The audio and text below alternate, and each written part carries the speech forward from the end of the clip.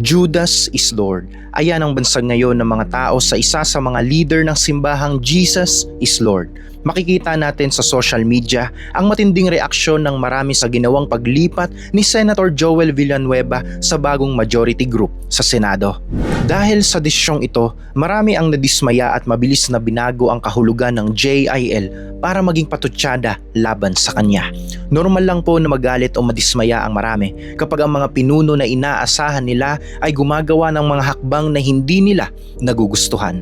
Ang pangyayaring ito ay isang napakalaking paalala para sa ating lahat tungkol sa isang mahalagang katotohanan na madalas nating malimutan. Ang tiwala natin ay hindi dapat nakadikit sa pangalan ng sino mang tao, politiko o leader sa mundong ito dahil ang tao ay nagbabago talaga. Sa takbo ng ating mundo ngayon, lalo na sa panahon na ito, marami tayong makikitang pagbabago sa liderato at sa lipunan. Mabilis ang takbo ng mga balita at madalas ay nagugulat na lang tayo sa mga nagaganap sa ating paligid.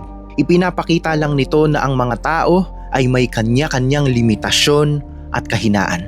Kaya naman kapag ibinuhos natin ang buong tiwala at pananampalataya natin sa isang tao, asahan po natin na darating ang araw na masasaktan o madidismaya lang po tayo.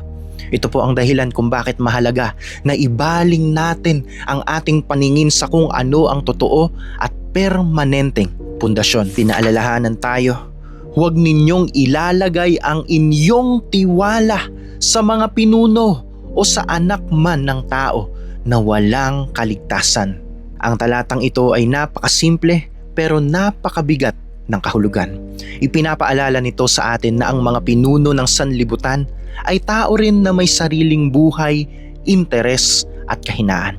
Hindi nila hawak ang ating kinabukasan at hindi nila kayang ibigay ang tunay na kapayapaan na hinahanap ng ating puso. Ang tao po ay pwedeng magbago ng direksyon o ng pananaw anumang oras. Pero ang Diyos ay nananatiling tapat magpakailanman. Kapag tinitingnan po natin ang ating mga kaganapan sa kasalukuyan, makikita po natin na ang lahat ng bagay sa mundo ay umuuga at nagbabago.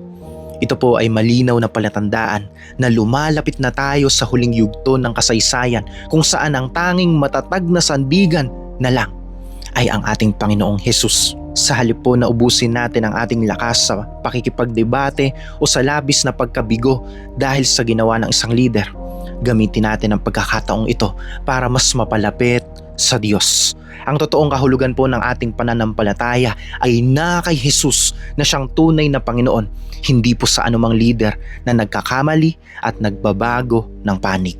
Matuto po tayo mula sa mga nangyayaring ito sa ating paligid at maging matalino tayo sa ating pagtitiwala. Ang totoong kapayapaan ay hindi po nagmumula sa Senado, sa gobyerno o sa kahit anong grupo ng mga tao sa mundo.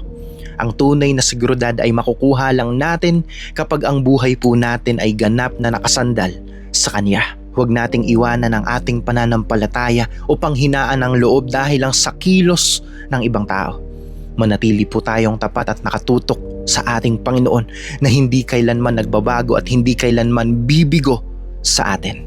Mga kapatid, tandaan natin na ang tao ay nagbabago at nabibigo, pero ang pag-ibig at katapatan ng Diyos ay mananatili magpakailanman. Amen.